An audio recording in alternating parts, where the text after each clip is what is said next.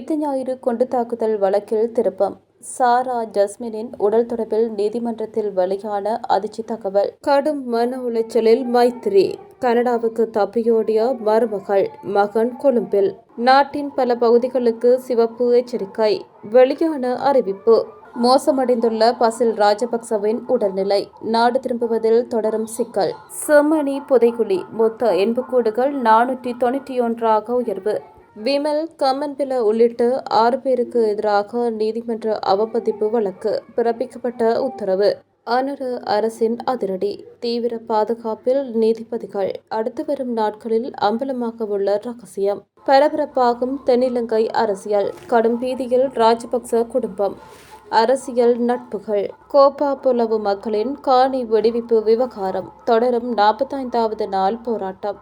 சீரற்ற நீர் விநியோகத்தால் கிளிநொச்சி மக்கள் கடும் அவதி. எழுந்துள்ள விசனம். உயர்தர பரீட்சைக்கு தோற்றவிருந்த பிரபல பாடசாலை மாணவன் கைது. இலங்கை மத்திய வங்கி பொதுமக்களுக்கு விடுத்துள்ள எச்சரிக்கை. குளவிக்கொட்டுக்கு இலக்கான 30 மாணவர்கள் வைத்தியசாலையில் அனுமதி. கிராம உத்தியோகத்தர்கள் பணிப்புறக்கணிப்பு போராட்டத்தில். சாவகச்சேரி உப தவிசாளர் பதவி நீக்க விவகாரம். நீதிமன்றம் பிறப்பித்த உத்தரவு. உயிர்த்த ஞாயிறு குண்டு தாக்குதல் தொடர்பான பிரதான வழக்கின் விசாரணையில் சாய்ந்தமருது வெடிப்பு சம்பவத்தின் போது மீட்கப்பட்ட உடல்களில் சாரா ஜஸ்மினின் உடல் கிடைக்கப்பெறவில்லை என பிரதி பொலிஸ் மா அதிபர் சாமந்த விஜயசேகர நீதிமன்றத்தில் சாட்சியம் அளித்துள்ளார். மேலும் சாரா ஜஸ்மின் விசாரணையாளர்களை தவறாக வழிநடத்த முயன்றமை விமான நிலைய சிசிடிவி காட்சிகளின் மூலம் உறுதிப்படுத்தப்பட்டுள்ளதாகவும் அவர் தெரிவித்துள்ளார். அதேவேளை முன்னாள் ஜனாதிபதி கோட்டாபய ராஜபக்சவின் ஆட்சி காலத்தில் சாரா ஜஸ்மினின் உடல் சாய்ந்தமருது வீட்டில் மீட்கப்பட்டதாக காட்டும் நோக்கில் 3வது முறையாக DNA பரிசோதனை மேற்கொள்ள அழுத்தம் கொடுக்கப்பட்டதாகவும் நீதிமன்றத்தில் குற்றச்சாட்டுகள் முன்வைக்கப்பட்டுள்ளன. சாய்ந்தமருது வீட்டில் மீட்கப்பட்ட உடல்கள் மற்றும் அங்கு இடம்பெற்ற சம்பவங்கள் தொடர்பாக போலீஸ் அதிகாரி விரிவான சாட்சியங்களையும் வழங்கியுள்ளார். சாரா ஜஸ்மின் தற்போது எங்கு சென்றார் என்பது குறித்து உறுதியான தகவல் இதுவரை இல்லை. எனினும் அவர் சாய்ந்தமருது வெடிப்பு சம்பவத்தில் உயிரிழக்கவில்லை என்பது நீதிமன்றத்தில் உறுதிப்படுத்தப்பட்டுள்ளது. மேலும் சம்பவம் இடம்பெற்ற வீட்டுக்கு சஹ்ரானின் குடும்பத்தினர் 2 மோட்டார் சைக்கிள்கள் மற்றும் ஒரு வேனில் வந்திருந்ததாக விசாரணைகளில் தெரியவந்துள்ளது.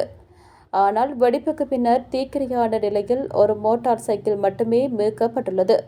இதனால் மற்றொரு மோட்டார் சைக்கிளை பயன்படுத்தி சாரா ஜஸ்மின் அங்கிருந்து தப்பிச் சென்றிருக்கலாம் என்ற சந்தேகம் விசாரணையாளர்களால் வெளியிடப்பட்டுள்ளது.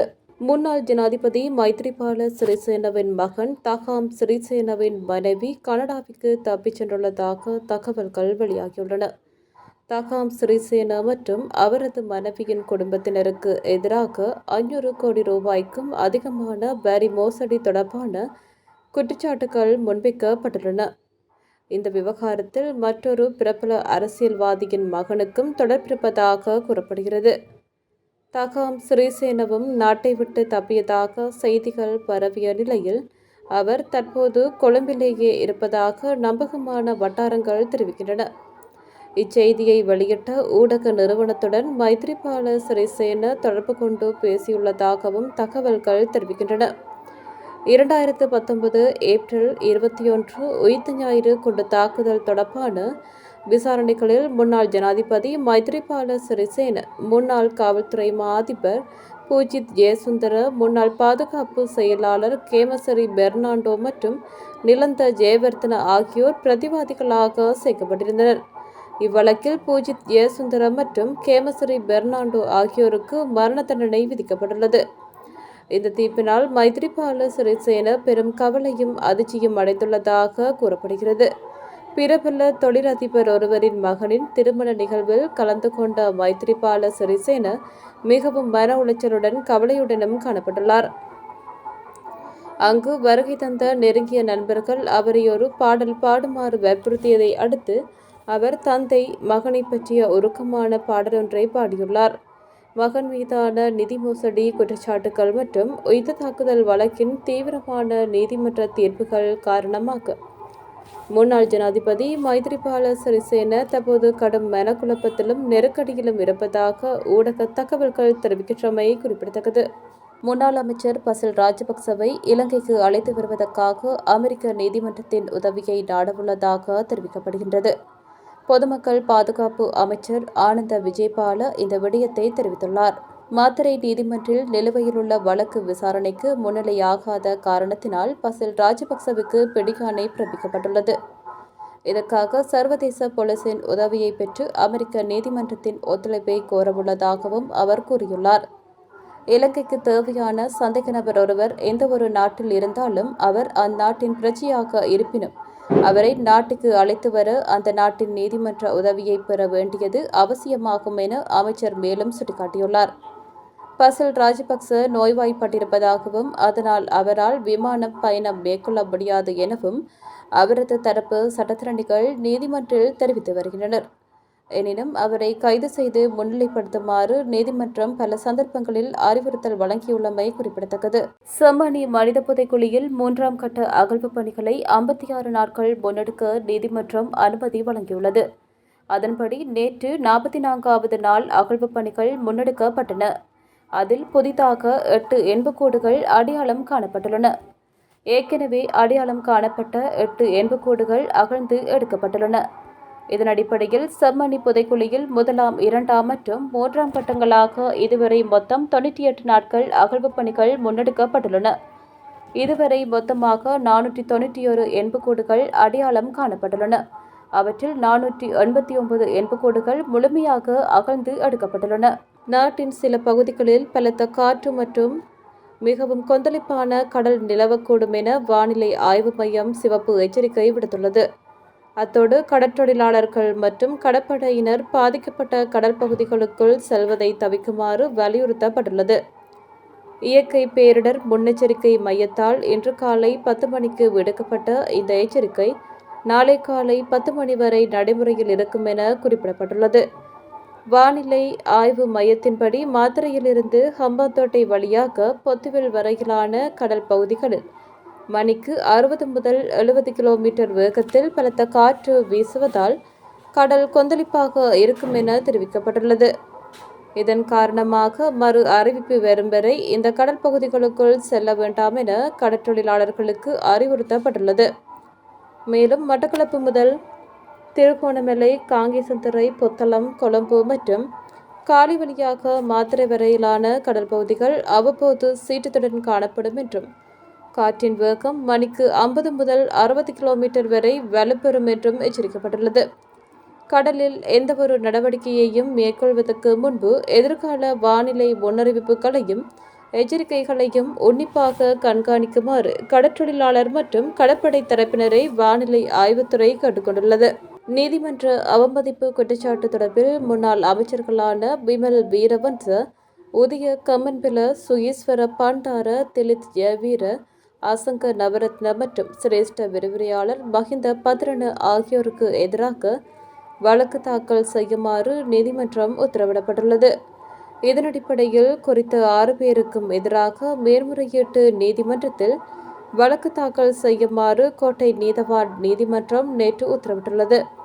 உயிர்த்த ஞாயிறு தாக்குதல்கள் தொடர்பான விசாரணைகளுடன் சம்பந்தப்பட்டு முன்னாள் அரச புலனாய்வு பணிப்பாளர் சுரேஷ் சாலே கைது செய்யப்பட்டதற்கு எதிர்ப்பு தெரிவித்து ஜூலை 7ஆம் திகதி முதல் ஜூலை 15ஆம் திகதி வரை நடைபெற்ற சத்தியாகிரக போராட்டத்தின் போது மேற்படி நபர்கள் பகிரங்கமாக வெளியிட்டதாக கூறப்படும் கருத்துக்கள் தொடர்பிலேயே இந்த உத்தரவு பிறப்பிக்கப்பட்டுள்ளது.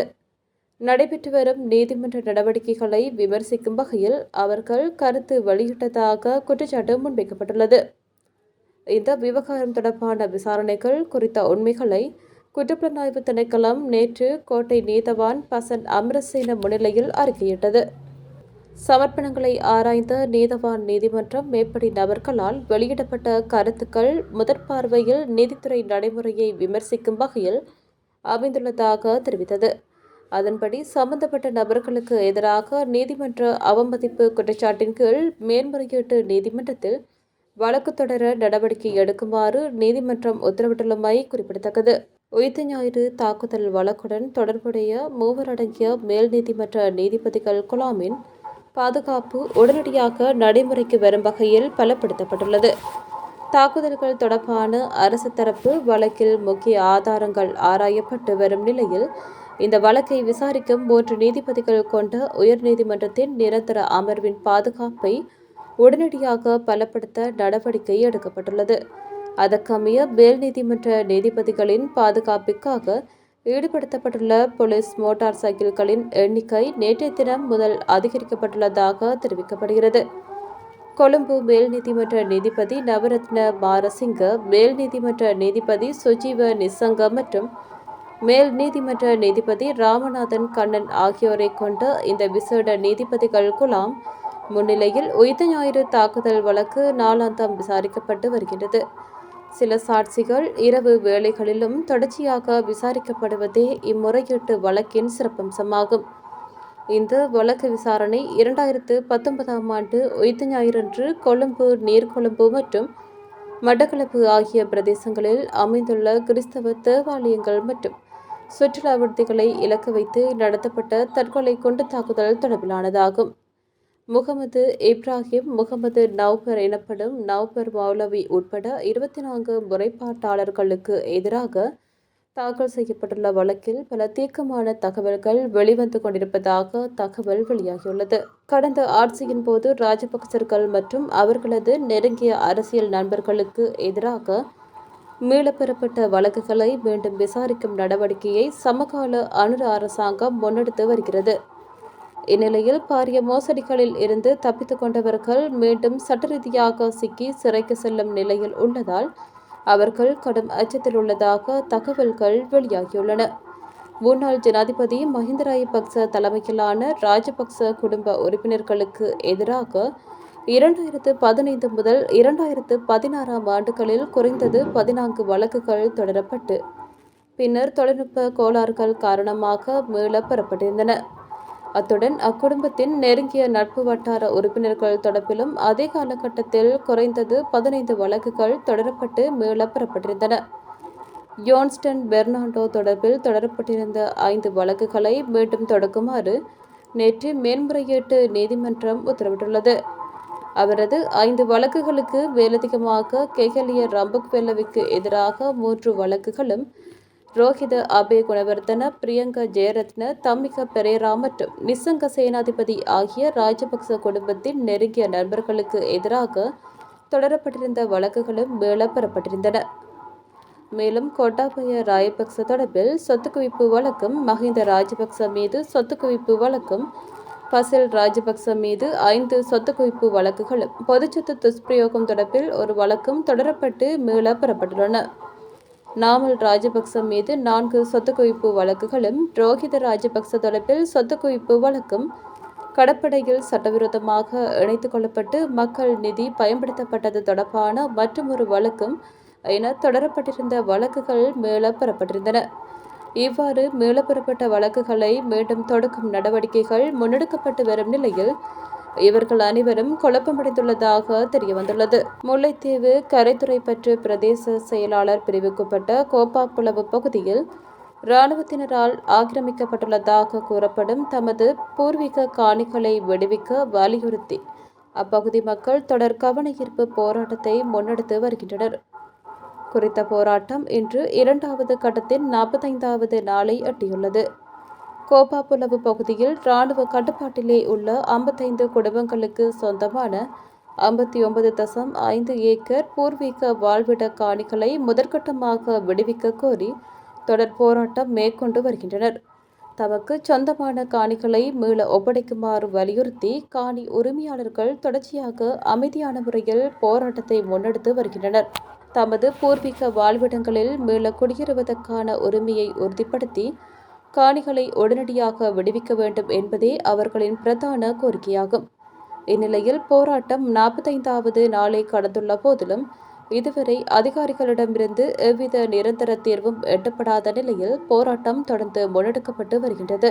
கிளிநொச்சியில் தேசிய நீர்வளங்கள் மற்றும் வடிகாலமைப்பு சபையினால் விநியோகிக்கப்படுகின்ற குழாய் வழி குடிநீர் விநியோகம் சீரற்ற முறையில் இடம்பெறுவதனால் பொதுமக்கள் கடும் நெருக்கடிகளை சந்தித்து வருவதாக தெரிவிக்கப்பட்டுள்ளது. கிளிநொச்சி நகர் மற்றும் அதனை ஆண்டிய பகுதிகள், தட்டுவன்கொட்டி, ஆனையரவு, உமையாள்புரம் மற்றும் பூநகரி உள்ளிட்ட உவர்நில பிரதேசங்களில் நிலத்தடி நீர் பயன்பாட்டுக்கு உகந்ததாக இல்லாததால் அப்பகுதி மக்கள் நீர்வளங்கள் சபையின் குடிநீர் விநியோகத்தையே முழுமையாக நம்பியுள்ளனர். இந்நிலையில் எவ்வித முன்னறிவிப்புமின்றி திடீரென நீர் விநியோகம் தடைபடுவதாக அப்பகுதி மக்கள் சுட்டிக்காட்டுகின்றனர். குறிப்பாக காலை வேளையில் பாடசாலைகள் மற்றும் அலுவலகங்களுக்கு செல்லும் நேரங்களிலும் மாலை வேளையிலும் இவ்வாறு நீர் விநியோகம் நிறுத்தப்படுவதால் மாணவர்களும் உத்தியோகத்தர்களும் தங்களது நாளாந்த கடமைகளை சரிவர செய்ய முடியாமல் பெரிதும் பாதிக்கப்பட்டுள்ளனர். குறிப்பாக பூநகரி, தட்டுவன்கொட்டி போன்ற குடிநீர் பற்றாக்குறை நிலவும் பிரதேச மக்கள் இதனால் அதிகளவில் பாதிக்கப்பட்டுள்ளனர். எனவே கிளிநொச்சி நீர்வளங்கள் சபை இவ்விடயத்தில் உடனடியாக கவனம் செலுத்தி எதிர்காலத்தில் சீரான நீர் விநியோகத்தை உறுதி செய்ய தேவையான நடவடிக்கைகளை மேற்கொள்ள வேண்டும் என பொதுமக்கள் கோரிக்கை விடுத்துள்ளனர். எனினும் குறித்த சில நாட்களில் நீர் விநியோகம் வழமைக்கு திரும்பிவிடும் என கிளிநொச்சி மாவட்ட நீர்வளங்கள் சபையின் அதிகாரி தெரிவித்துள்ளார். கண்டி கண்ணூர்வ பகுதியில் உள்ள பிரபல ஆண்கள் பாடசாலையின் மாணவர் ஒருவர் ஐஸ் போதைப் பொருட்களுடன் சந்தேகத்தின் பேரில் கைது செய்யப்பட்டுள்ளார். பேராதெனிய கண்ணூர்வ பகுதியில் கண்டி போலீஸ் போதைப்பொருள் தடுப்பு பிரிவு போலீஸ் அதிகாரிகளால் இவர் கைது செய்யப்பட்டுள்ளார். இதன்போது மாணவரிடமிருந்து 500 மில்லிகிராம் ஹெரோயின் மற்றும் 900 மில்லிகிராம் ஐஸ் போதைப்பொருள் ஆகியவற்றை போலீஸ் அதிகாரிகள் பறிமுதல் செய்துள்ளனர். அடுத்த ஆண்டு உயர்தர பரீட்சை எழுதவிருந்த 18 வயதான மாணவரே இவ்வாறு கைது செய்யப்பட்டுள்ளார். சம்பவம் தொடர்பில் போலீசார் மேலதிக விசாரணைகளை மேற்கொண்டு வருகின்றனர். இலங்கையில் தடை செய்யப்பட்ட பிரமிட் திட்டத்தில் ஈடுபடும் நிறுவனங்களை உள்ளடக்கிய புதிய பட்டியலை இலங்கை மத்திய வங்கி வெளியிட்டுள்ளது. இலங்கையில் தடை செய்யப்பட்ட பிரமிட் திட்டத்தில் ஈடுபட்டு அதனை நடத்தி விளம்பரப்படுத்தியதாக TMApp என்ற செயலி தொடர்பில் இலங்கை மத்திய வங்கி உறுதிப்படுத்தியுள்ளது. இந்த விசாரணை 1988ஆம் ஆண்டின் 30ஆம் இலக்க வங்கிச் சட்டத்தின் 83C பிரிவின்படி நடத்தப்பட்டுள்ளது. அதன்படி இதுவரை 26 நிறுவனங்கள் அல்லது செயலிகள் TMApp-உடன் இணைந்து தடை செய்யப்பட்ட பிரமிட் திட்டங்களை இயக்கியுள்ளன. இதனையடுத்து வங்கி சட்டத்தின் கீழ் தடை செய்யப்பட்ட நிதி திட்டங்களை நடத்தும் நிறுவனங்கள் மற்றும் செயலிகளின் பட்டியலில் TMApp செயலியும் புதிதாக சேர்க்கப்பட்டுள்ளது. இவ்வாறான தடை செய்யப்பட்ட பிரமிட் திட்டங்கள் குறித்து பொதுமக்களுக்கு விழிப்புணர்வூட்டும் வகையில் இலங்கை மத்திய வங்கியின் நிதி நுகர்வோர் உறவுகள் திணைக்களத்தினால் இந்த எச்சரிக்கை அறிவித்தல் விடுக்கப்பட்டுள்ளது.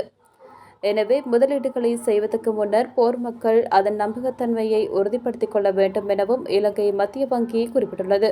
திருகோணமலை மொரவெவ போலீஸ் பிரிவுக்குட்பட்ட மகதிவுல் வெவ தேசிய பாடசாலையில் திடீரென குளவிக்கொட்டுக்கு இலக்காகி 30 மாணவர்கள் வைத்தியசாலையில் அனுமதிக்கப்பட்டுள்ளனர். இந்த சம்பவம் இன்று இடம்பெற்றதாக தெரிவிக்கப்பட்டுள்ளது. பாடசாலை நேரத்தில் எதிர்பாராத விதமாக இடம்பெற்ற இந்த சம்பவத்தை தொடர்ந்து பாதிக்கப்பட்ட 30 மாணவர்கள் உடனடியாக பிரதேசத்தில் உள்ள வைத்தியசாலையில் சிகிச்சைக்காக அனுமதிக்கப்பட்டனர்.